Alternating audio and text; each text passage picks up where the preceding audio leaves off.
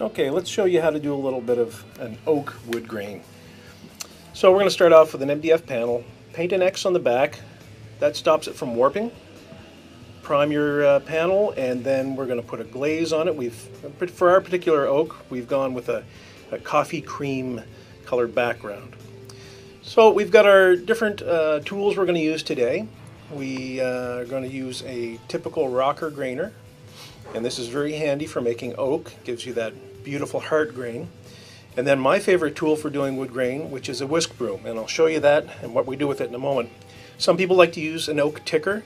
I'm not particularly fond of it. It's a little manufactured, and I like a little more organic. So here we are. We're starting off with the tools. Got them on our workspace, and we have a toner. Not a toner, actually. Sorry, this is the grainer, and Colin's going to put that on the panel. And this is basically our glaze, our acrylic urethane that we put tint. And we've used a little burnt umber, and I think we got a little touch of black in there just to make it a little bit richer. So the trick is getting it all in the panel, very nice and even. Although if you do end up with some roller marks and lines, it's not the end of the world, because wood, as by its nature, has different imperfections and darker and lighter spots. So not to worry. By the time we get through with the rocker grainer and the whisk broom, it'll be just wonderful.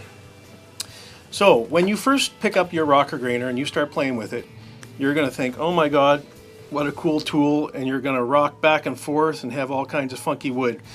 Once you get to actually producing something nice, you'll want to hold off on doing too much of the rocking and rolling and just do a little bit back and forth. So as you can see Colin's doing here, he's also trying to make sure that each pass that he does is just a little bit different than the previous pass, just so it doesn't look like some kind of photographic image that's been repeated. Okay, so having done the rocker graining, we now take the whisk broom and we're just pulling it back and forth through our glazed grain. And what this does is the little parts of the broom are actually drawing through those lines of the grainer and making what looks like wood grain, like little tiny hairs of wood grain. And it's actually a very, very successful process. Taking the same stuff that he used for the grainer, we're just going to roll the coat on that. We've allowed our panel to dry sufficiently, and he's going to roll another coat on there.